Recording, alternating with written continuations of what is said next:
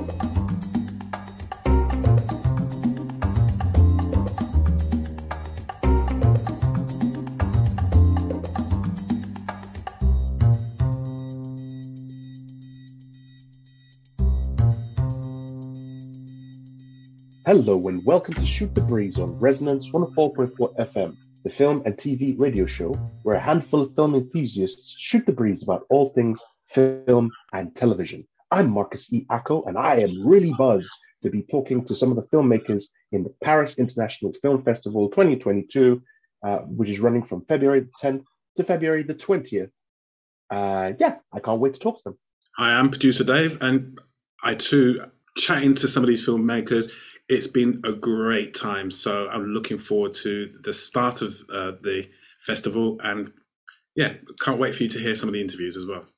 Yeah, and we're going to jam pack all of them because there are a lot of them that we're talking to, and we want to try and get all of them in as quickly as possible before the festival starts. So enough with my rambling. Let's just jump straight into one of the first interviews. So producer Dave, take it away.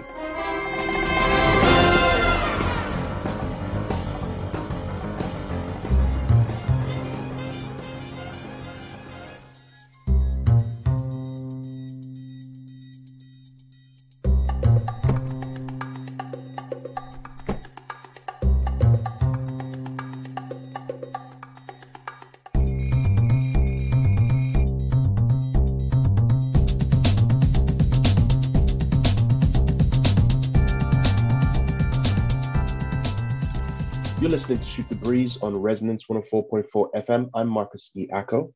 And I'm producer Dave. And we're here with another filmmaker whose film is in the Paris International Film Festival, which is running from the 10th of February to the 20th of February. Please tell us your name and the name of your film. Hi, I'm Sophie Tavermation. I'm the director of the feature film Nightshades. Excellent, Sophie. Thank you very much for joining us today. What is Nightshades about?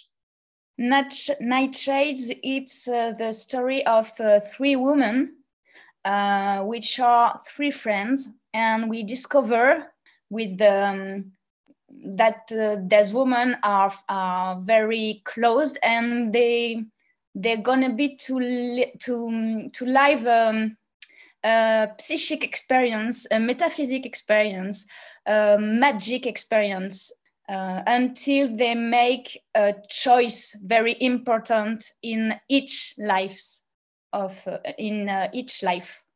Yeah, it makes sense. So they have a metaphysical experience, and it involves magic. Now, the Nightshades, I looked on one of the posters, and you have the French title for it, which is Belladonnas. Is it Belladonna's? Did I get that right? Belladonna. Yeah, belladonna. Now, if I may be completely off the mark with this, so I'm gonna throw my guess at it, and then if you can correct me and steer me in the right direction, that'd be great. So if I've heard correctly, belladonna is a plant that produces some sort of poison. It's a toxic poison that is often used in several murder mysteries where people get killed with the plant from the belladonna plant, which is also referred to as nightshades.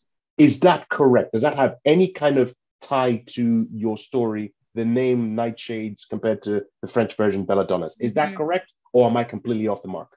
No, you're right. It's in French. Belladonna have two significations. It's the name of this plant, which is both toxic and a remedy, a medicine. But it also significates beautiful woman. It's an Italian word to say belladonna, beautiful woman. And absolutely, yes. That kind of ties in, as you said, with the three beautiful women, obviously. So the naming of it, belladonna. You keep. I'll let you carry on, and then I'll ask another question about the title change. Carry on. In fact, in the title Nightshades, we lose the second signification, but we also win another signification I love because it significates that it means that night can have a lot of shades, and the trip, the journey of these characters, it's a kind of night shades, each character experiment a shade of night. You're right, that makes sense. So just as you have, I'm not comparing the films, but you have 50 Shades of Grey, which is. Oh my God, no! I'm not comparing it compare. I'm not comparing it to at all. I'm looking more at the title of 50 Shades of Grey, where it's implying that you have 50 different shades of the color grey. That's what the same thing that you mean. You have different shades of the color of night. So as you said, these are three different shades of night represent the women. But I do agree, and that was going to be my next question, which you've just basically taken away, where you just said that you worried about, you've lost that meaning, which I was going to say, why did you change? I was going to ask you why you changed from Belladonna to Nightshades, because I hence me saying when I zoned in on the title, the original title that you had as Belladonna's. I loved that as a title. But I see why you changed it, obviously, because again, you're showing a different aspect where you're saying different shades of night. Belladonna's, same thing, same sort of duality in the name of Belladonna's being both poisonous and beautiful, and the women are both beautiful and poisonous. And you have the same thing with Nightshade, where it's both dark and you have different shades of darkness. So that's so thank you for explaining that for us. You're listening to Shoot the Breeze on Resonance 104.4 FM. I'm Marcus the Acco. And I'm producer Dave. And we have with us Sophie Tave Massian. Did I pronounce your name correctly? Massian. Sophie Massian. Thank you very much for joining us. You're talking to us about your film Nightshades, which is in the Paris International Film Festival. Your film has been described as a fantasy. Does that feel correct to you, describing it as a fantasy film? Yeah, because first of all, when I think about this movie, there was a very fantastic dimension, fantasy. I would like to. Oh, I see. So it's fantastic, obviously, because as you said, there's a metaphysical interaction that happens between the three women. What inspired you to write and direct this film? First of all, the lockdown, really, because we were in my home with my kids, and I was very frightened about the future of cinema, the future of my movies. And when the lockdown was finished in France around mid-May 20. I only want a thing. It was to make a movie. I just want to make a movie. And I haven't at this moment, I haven't no script, no idea. I just wanted to make a movie. So to start the process, I think about the things that which was inspired me in my life at this moment, and there was The Witch, because in France I don't know if this movie is this book is translated into English. It's a very important essay from Mona Chollet, which name is Witches. And it's a feminist essay, which had a very important impact in France. And I really was inspired by this book, Witches. What is interesting in this book is the fact that Mona Chollet talks about witches like without any folklore. Folklore? You understand folklore?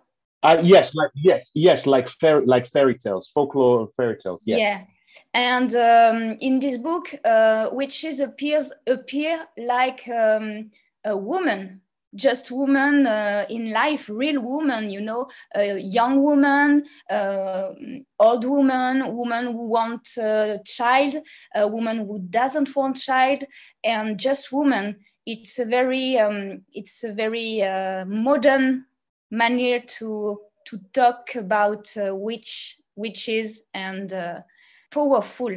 You understand me? No, I do understand. So it's a fantasy film. You're diving into the realm of witchcraft, witches, and you were inspired by the fact that you had the lockdown, and so the fairy tales basically inspired you to come up with this project, which is what you now have about these three beautiful, dangerous women engaging in magic and fantasy and metaphysical aspirations, if you will.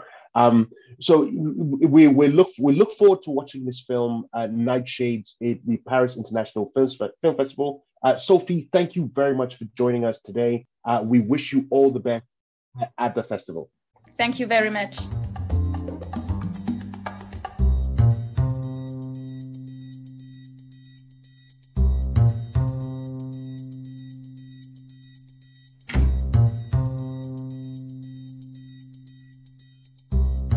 You're listening to Shoot the Breeze on Resonance 104.4 FM. I'm Marcus E. Acko. And I'm producer Dave. And we have another filmmaker whose film is in the Paris International Film Festival, which is running to the 20th of February. Please tell us your name. You're the writer and director of this film that's in the festival. Tell us your name and the name of the film. Okay, my name is Alexandre Labarussia, and the name of the movie is Left It, Gauche Touchée in French. Okay, so sorry, you say Left It. Yes. Okay, so tell us, what is your film about and what inspired the title? Yes, of course. The movie is about the relationship between a fencing master and his pupil. And his best pupil is going to leave the club, to leave her, and he hasn't tell her. And this is a story about their separation. And it's Left It. It's a translation of Gauche Touchée in French, which is a fencing term. French is the official fencing language all around the world, and I wanted to have this title to suggest that.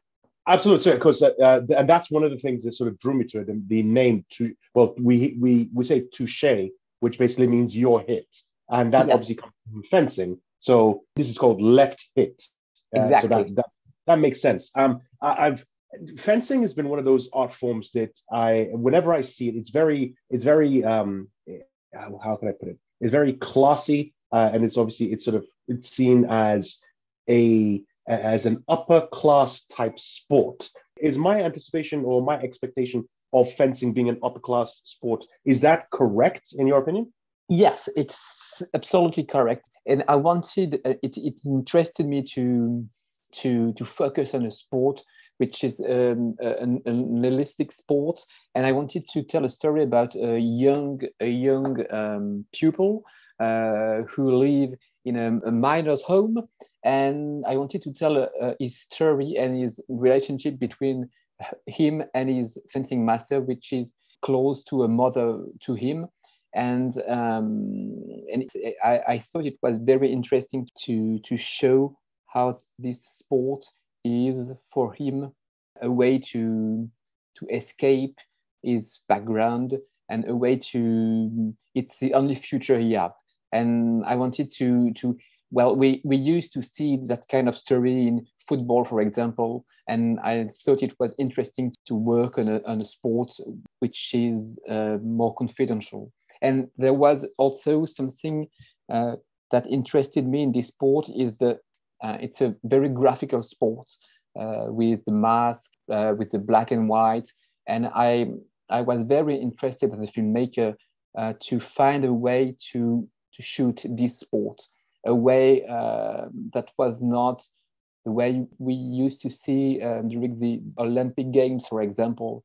I wanted to try to find a way cinematographically to make body speak, if I can say it this way. We feel in the body, in the breath. Well, I wanted to experience physical sensations of the sport. That's a very interesting point that you raise about the mere uniform worn by a fencer automatically lends itself, as you said, cinematographically. I keep tripping over my words. And you're right, because when you done on the mask, and it's obviously the colors as well. The color scheme is just white with the fencing sword, with the rapier. It's very graphic, as you said. Now, with regards to the actual fencing scenes that you filmed, I haven't seen the film yet. What was your approach going into filming the fencing match to make it, in order to draw the audience into this one-on-one battle between the duelers? Yeah, there is a paradox, which is this is a graphical sport, but it's not a cinematographic sport, because we don't see faces, we don't see emotions. It's even hard to know who is where, and it's a sport that somehow you need to find a cinematographical approach so we can feel the scene.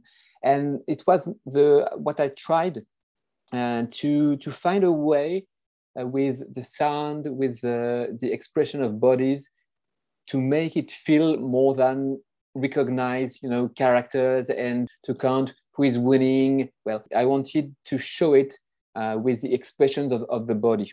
And the actors that you have in it as well, you have as a lead character, Carl Malapa. Yes. I remember I saw his image, and I remember seeing him in a TV show I watched a long time ago called The Last Panthers with Samantha Morton, if I'm not mistaken. He plays one of the younger characters in it. So, and you've got him in here. So tell us, you wrote the story of Left Hit. This character obviously seeing, having to leave his mentor, his mother figure. Yes. Yes. What were the inspirations behind the actual writing of the character and the decisions that the character makes in the film? Well, the story is based on my own experience, because I've been practicing fencing for 7 or 8 years, long time ago. And I had this fencing teacher whose name is in real life Valérie, like in the movie. And I thought she was a very interesting character, because she was very rough, sometimes a bit violent is too much, but rough with his pupil. And I felt behind her mask something very sensitive, and I wanted to write a character who is very, very rough, but deep inside very sensitive. And I wanted to tell a story about a relation with a pupil, and a relation in which they can't tell sport is their way to speak. And I thought it was interesting to try to use the sport as a language for them. And there was one challenge with the character played by Karl Malapa. Valerie is the main character of this movie, and it is a very strong character. We see her all the time. She had a personality very, very powerful, and I needed to find an actor who can resist to her, because there was a high risk that Valerie erase him. We can say it that way. And I needed to find an actor who can play in front of Valerie, who can resist to her, and who can give life to his character. And Karl was very good for that.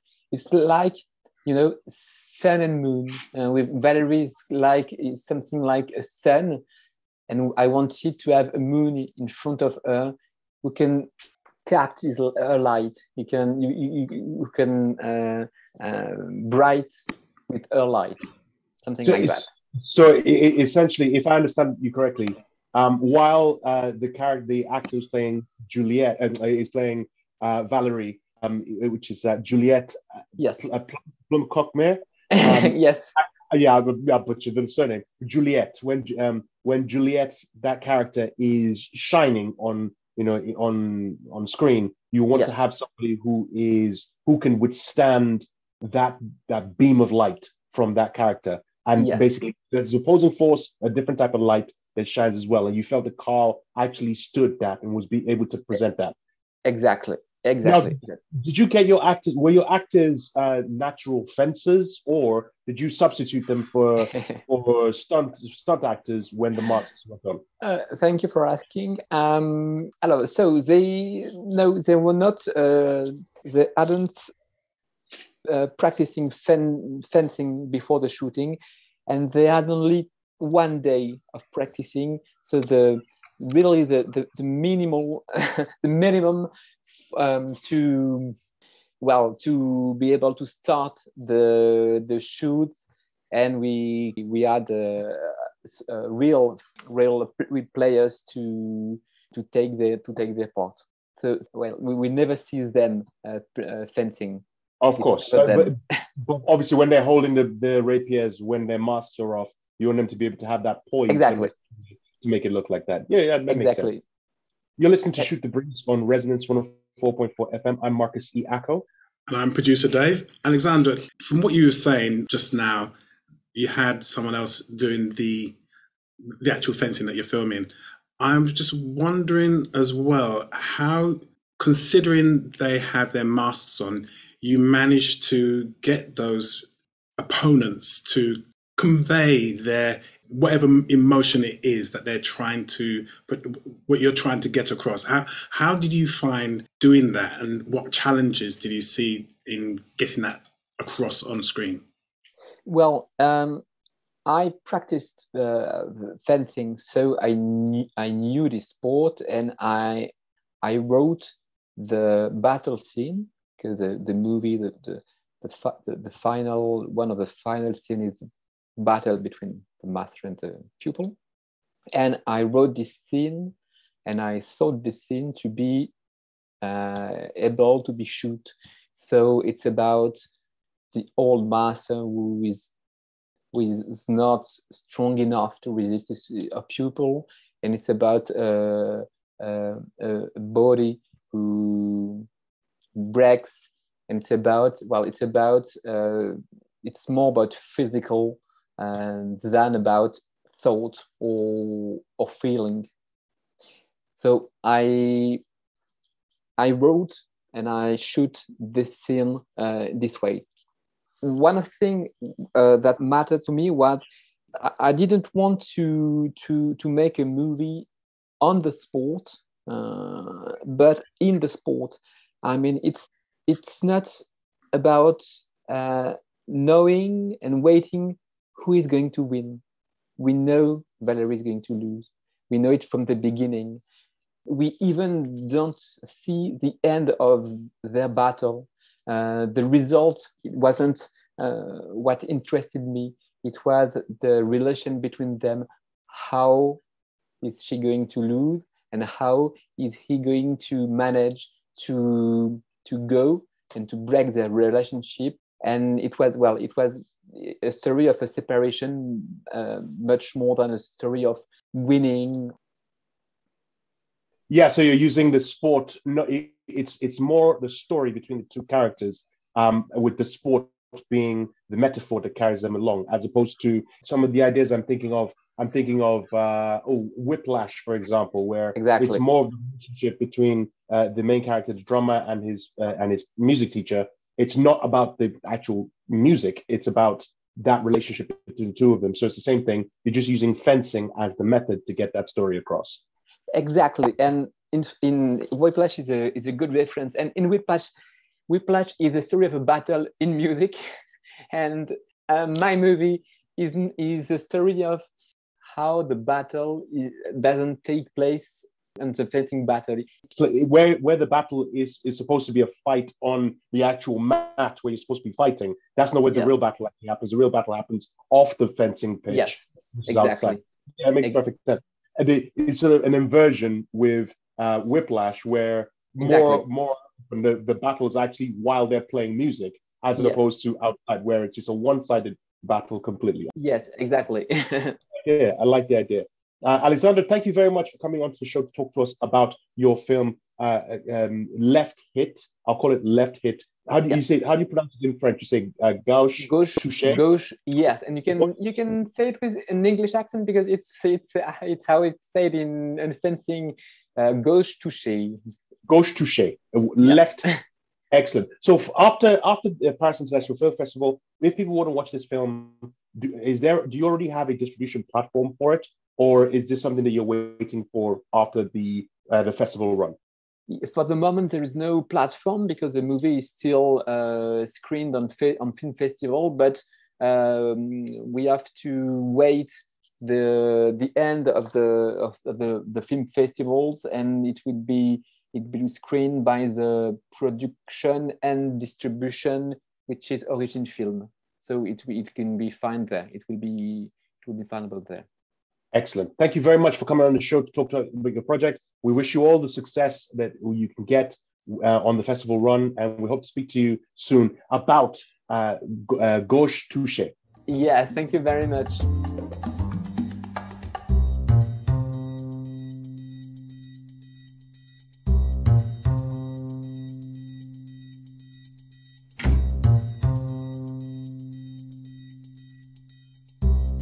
You're listening to Shoot the Breeze on Resonance 104.4 FM. I'm Marcus E. Acko. And I'm producer Dave.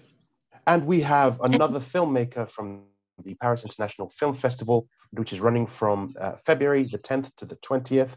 Please tell us your name and the name of the film that you have in the festival. Hi, my name is Nani. I'm the writer-director of the film Beneath the Banyan Tree that's playing in Paris International Film Festival. Excellent. Nani, welcome to the show. Tell us, what is Beneath the Banyan Tree all about? So Beneath the Banyan Tree is a film about Chinese-American immigrant family. So 3 generations that they came to the US and how they adjusting the life to a different foreign land, and also how they deal with each other's expectation and finding their own individuality. And what was the inspiration behind this film?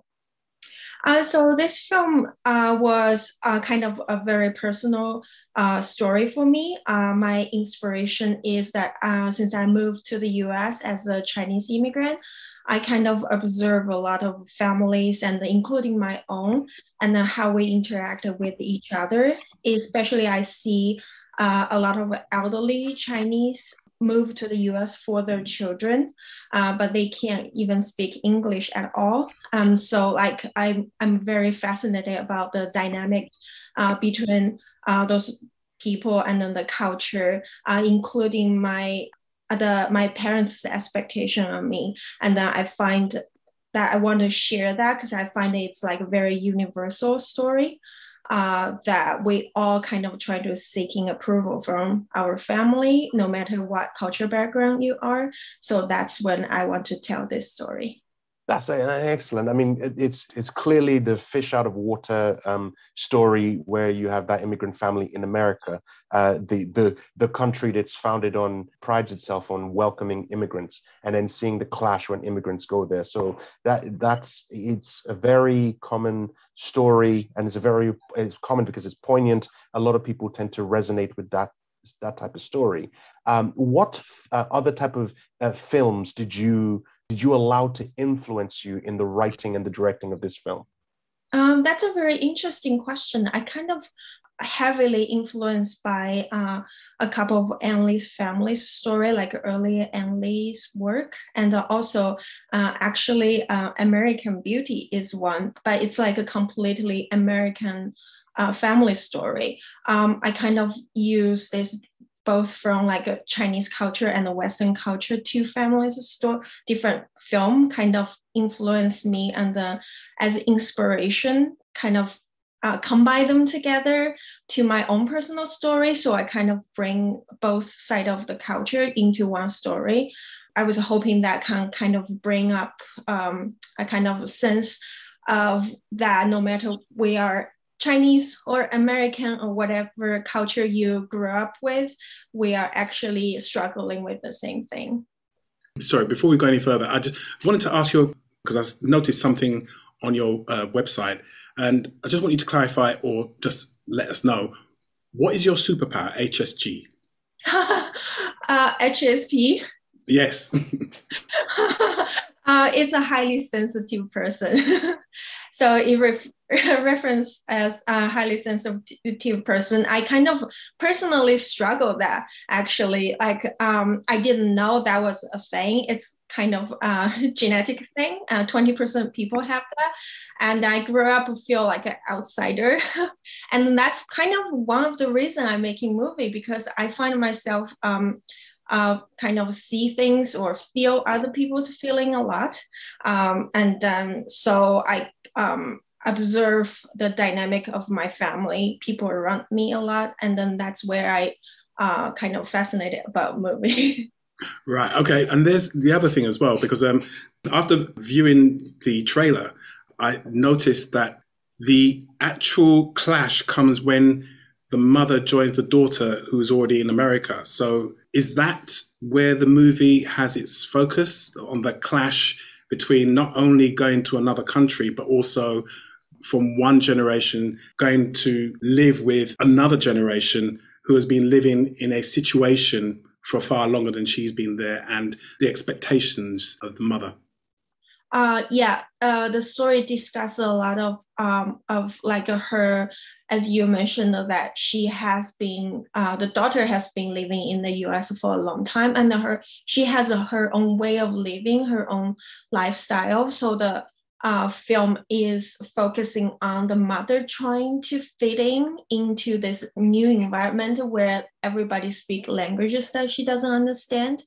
And at the same time that watching her daughter, the way of her daughter living, it's kind of not meeting the expectation of the culture, the Chinese culture, and then the struggle of a mother, how the mother kind of come to acceptance of all that.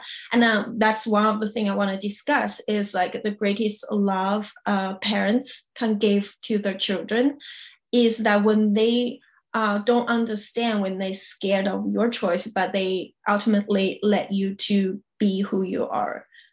That was a very good question, Producer Dave. I actually missed that part in the trailer, but thank you for bringing that up. You're listening to Shoot the Breeze on Resonance 104.4 FM. I'm Marcus E. Acko. I'm Producer Dave.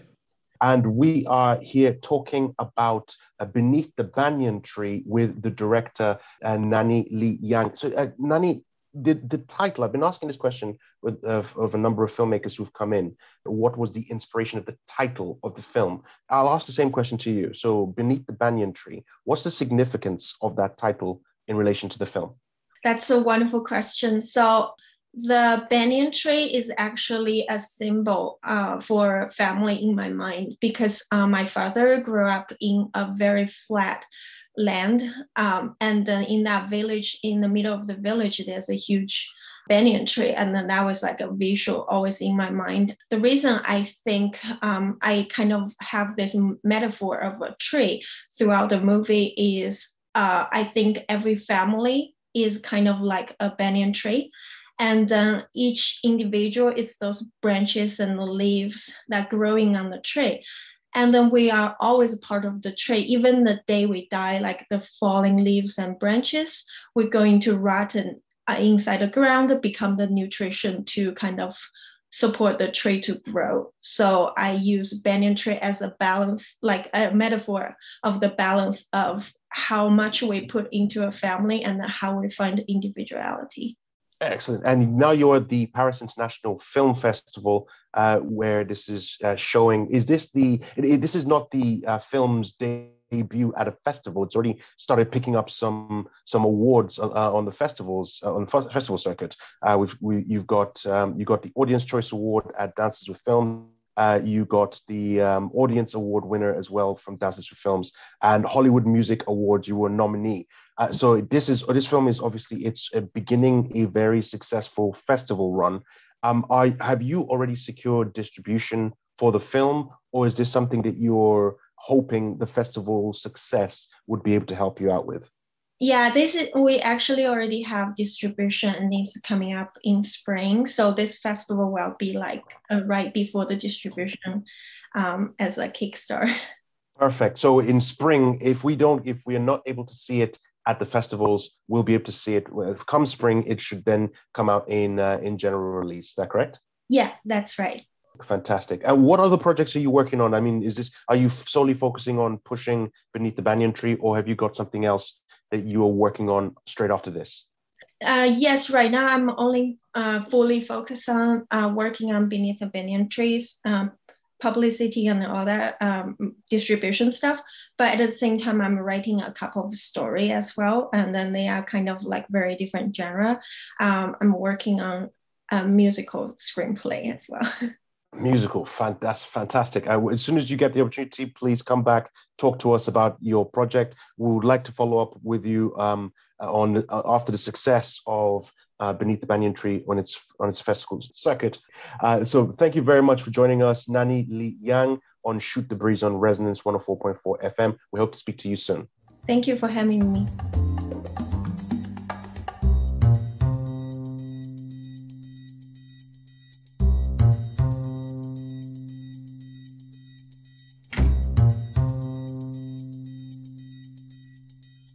Hello and welcome to Shoot the Breeze on Resonance 104.4 FM. As you know, we've been interviewing participants of the Paris International Film Festival, which started on the 10th of February and runs through until the 20th of February. We have two other participants who are going to introduce themselves and tell us all about their films, including the name of it. So I will start with you, Maria. Hello, my name is Maria. I'm the writer and director of the film A la Cachou, Take and Run. I'm very excited that I can be with you today. So thanks for the invitation. We made a film about the topic of bride kidnapping. So it's shown in the festival right now. Yeah.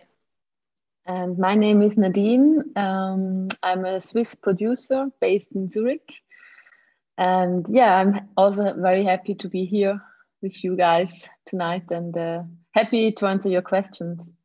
Excellent. Maria, I'll turn to you first. Is the film all about, and how did you get the idea to make a film on this subject? Yeah, the film is about bride kidnapping in Kyrgyzstan. It's something like marriage by force and a real unknown topic for the rest of the world. So it was also for me a really unknown topic. So I heard about it after a friend of mine was in Kyrgyzstan for some weeks, and he came back and told me about this bride kidnapping thing, and I was shocked that I never heard about something like this, especially when I learned how many girls and women are victims of this tradition. So as a filmmaker, it was clear to me I want to change something, and I can make a film and bring this topic out to the world. And I hope a lot of people will see this film so they know about bride kidnapping and they know about the fates of the girls and the women. Excellent. I'm really looking forward to seeing this, because I just looking at the IMDb page for it, I noticed that it's won many, many awards, and also there is a suggestion of a possible Oscar nomination. Care to comment? It is an Oscar nomination, yeah. We know that since Tuesday. So I lost my mind the last days. So yeah, we are running for an Oscar now with this film. I'm super excited and happy. And Nadine and I sat in front of this Oscar nominee announcement screening, and we really screamed a lot, because this is such a huge thing and it means so much to us. Excellent. I'm really pleased for you both. Nadine, how did you get involved in this project? I got involved when Maria talked to me about her movie idea, and also about the fact of this bride kidnapping. And as a Maria, I was not aware of it. So this was also like it hooked me at once. When Maria told me the story, I was hooked immediately. And then Maria sent me her first draft of the script, and it was already a very good draft. And then we started working together, and maybe a few months later we started the financing process, and then the journey began.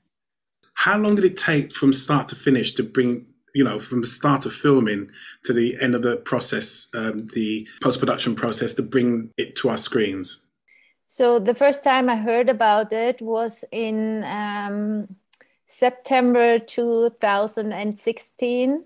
So this is some years ago. Mm-hmm. And then we had a long ride doing research. I had to know everything about this culture and learn a lot of things and write an authentic script. So it was a long journey of research. Then we shooted the film in 2019 in Kyrgyzstan, and we finished it in August 2020.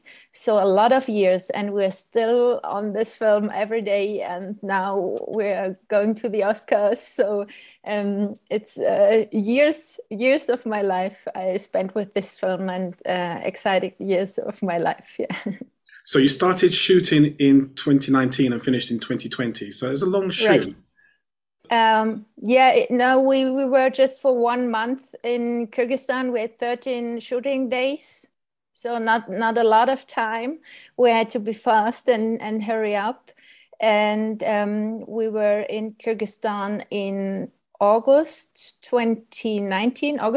2019, came back to Switzerland, and then a hard process of cutting and editing and film in a foreign language was very, very difficult. So it was not so easy to find a way to edit a film when you don't understand what the actors say. So it was a process of 5 months, and then we got it in August 2020. So the actors you recruited locally? Yes, they were all local. So we had these language issues. Not so many of them can speak English. I can speak Russian or Kyrgyz. So it was a huge adventure to find the right way to understand each other. So how did you get past all those difficulties? You obviously had the challenges of being in a foreign country, not being able to speak the language, and having a cast and definitely a crew, possibly, who also spoke a different language. How did you manage to get past those difficulties?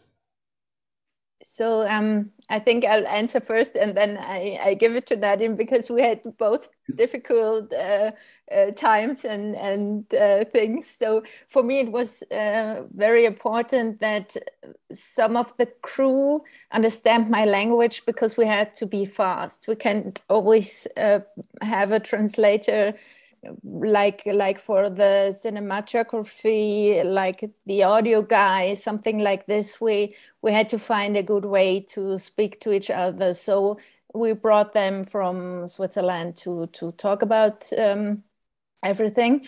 And for the actors, that was my huge department, of course. I had a translator on my side all the time. So after we shoot a scene, I had a moment with the person who translated, just to be sure they didn't make a mistake or something like this, just to make sure they said what they have to say.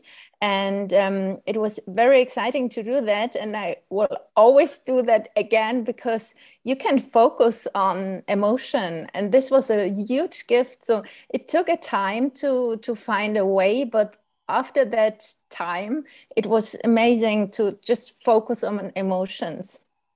Yeah, it was. Of course, it was a big adventure, this filming in Kyrgyzstan, and because in the beginning, in the pre-production process, you have to do it. You have to do a lot of on a remote style, like, and it's a little bit out of your control, because it's not outside the door, or it's not just like an hour train way away. So. We had, as Maria said, we had a few head positions from Switzerland who were coming with us, which we all people that we already know, that we already have worked with. So there was a kind of a confidence. And then we had some crew members in Kyrgyzstan, and they would, of course, meet the very first time in Kyrgyzstan. And actually, we also had a Swiss person in Kyrgyzstan, a Swiss woman who was organizing a lot of locations, and she was also kind of a cultural translator. And this was very, very helpful for the whole pre-production and also for the production. And maybe the most difficult thing was that in Kyrgyzstan, the world is working differently, and we have another time perception. In Western countries, we like to time to plan ahead our shooting days for a long period, and it's really very exact. And in Kyrgyzstan, this is not the case. The people would maybe plan it the day after day. And this needed a little bit time, an adaptation time between our way of working and their way of working, but we managed it quite well.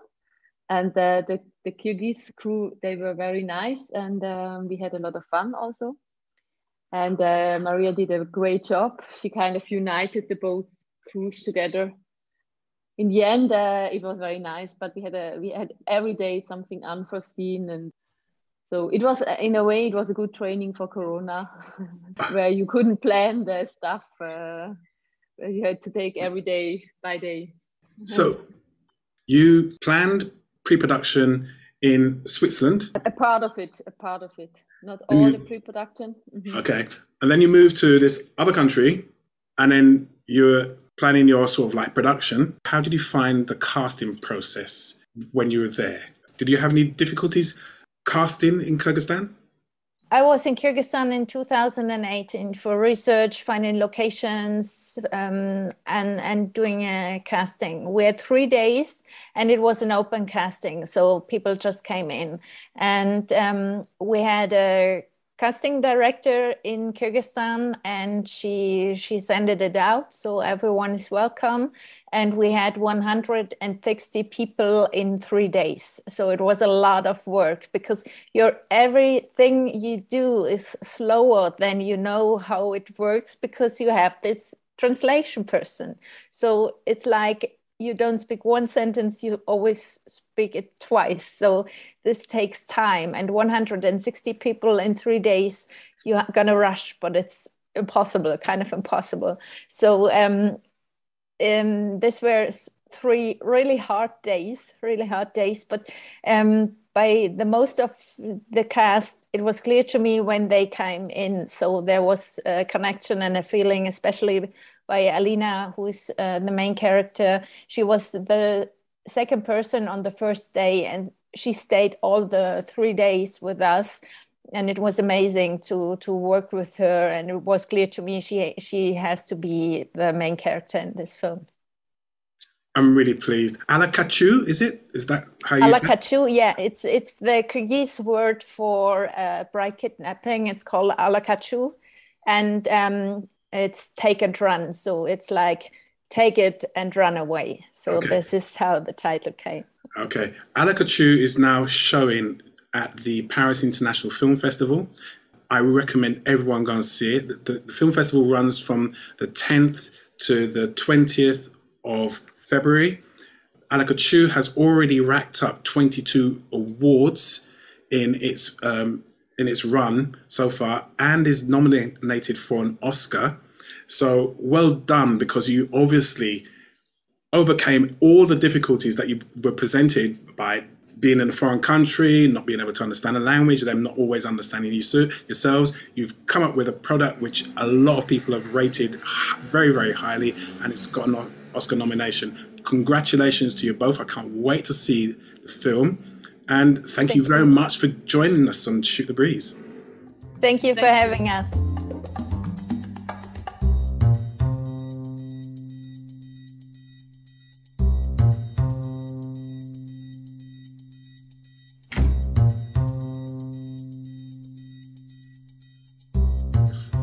And there you have it, some of the filmmakers whose films are going to be running in the Paris International Film Festival, which is going to the 20th of February, 2022. The film festival is directed by our good friend Jenna Suru. Give her all the love. Go check out the film festival. Check out all the wonderful films that are going to be there, and see all the emerging filmmakers who will most likely become household names in the next few years. I want to say thank you all very much for having sat down and listened to Shoot the Breeze on Resonance 104.4 FM.